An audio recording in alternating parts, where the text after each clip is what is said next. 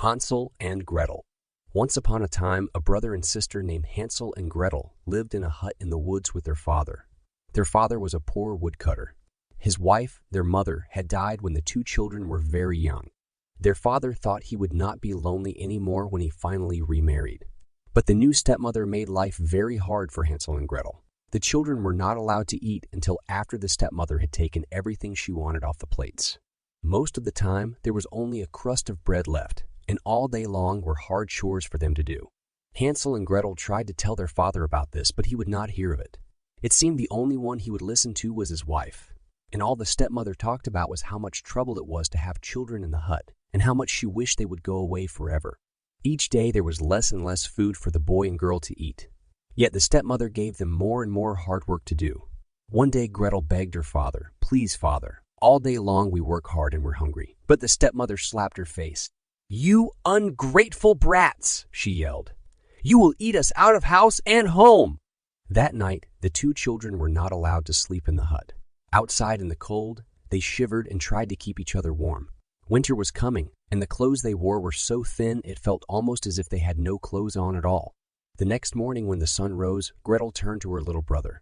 "Hansel," she said, "we cannot stay here. We must escape now, today into the woods. Surely we will find more to eat when we are on our own than what we get here at home." "Do you think?" said Hansel. "But what if we get lost?" "We won't," said Gretel. "I will take bread. We will drop breadcrumbs behind us. If we have to, we can follow the crumbs back home." And so the two of them went off into the woods and left their hard life behind. They went deeper and deeper into the woods. Gretel was careful to drop one crumb and then after a bit, another. But alas, they looked and looked for any sign of something to eat. An apple tree, pear tree, some nuts on the ground, or even dried up berries. There was nothing to eat. They got hungrier and hungrier. At last, poor Hansel and Gretel knew they must return to their hut, or they would surely starve. They would just need to find the breadcrumbs, and that would lead them home. Yet when they looked for breadcrumbs, there were none to be found. All the breadcrumbs were gone. A bird whooshed up into the air, and in its beak was a large crumb. Hansel and Gretel were struck with grief. The birds must have taken all their breadcrumbs. A wolf howled in the distance. The sun was setting. Hansel and Gretel were lost and hungry. Now they were scared too. "Gretel," whispered Hansel in fear, "what will we do?" She did not know what to say. All she could do was to hug her little brother. Each minute it was getting darker and darker. Again, a wolf howled in the distance. All of a sudden, Gretel saw a small light shining far away. "Could it be someone's hut this deep in the woods? We must find out," cried Gretel. "Maybe whoever lives there is kind and will take us in." The two children sped as fast as they could to the light. When they got closer, they could not believe their eyes. If you can imagine, from top to bottom, the hut was made all of candy. From its gingerbread roof with frosting all over the walls and with candies tucked into the frosting, what a sight to see.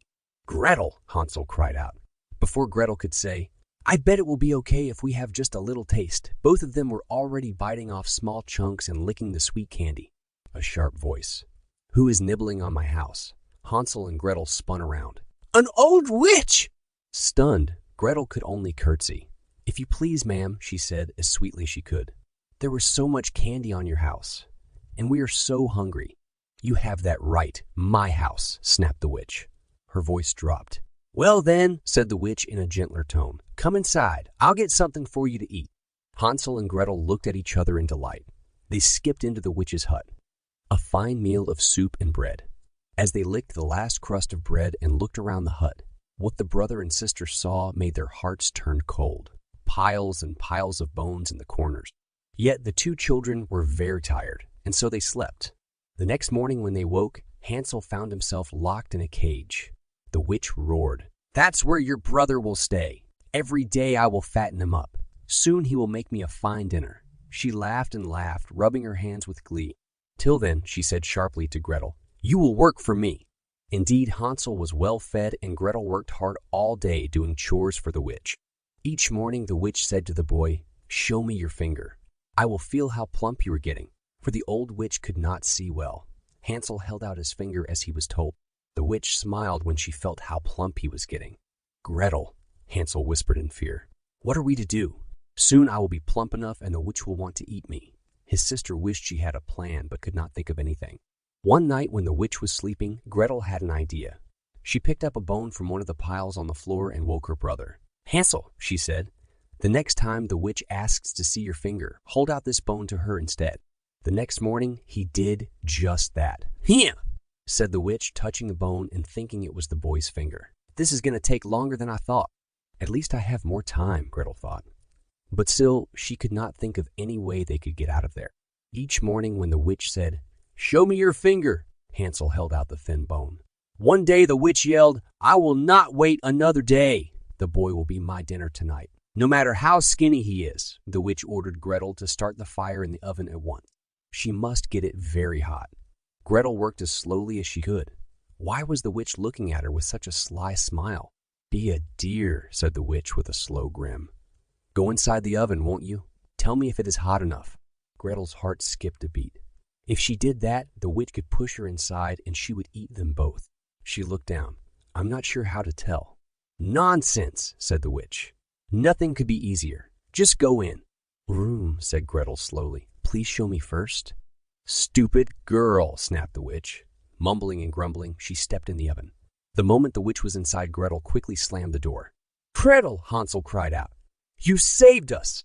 The sister tried to think fast. "Where is that key to your cage?" She looked and looked. At last, she found it at the bottom of a vase. She freed her brother from the cage right away. Then she went back to that vase. For what had she felt under the key? Why, the vase had precious jewels inside. With their pockets filled with the jewels, they ran outside as fast as they could.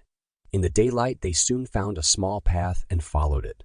It led to a wider path, and that path led to a road. They waited by the roadside, hoping someone would ride by. When a horseman trotted up, Hansel and Gretel waved their hand. When the horseman stopped, the children offered one of the small jewels, and the horseman was happy to give them a ride home. When the brother and sister opened the door to their home, their father was wild with joy to see them.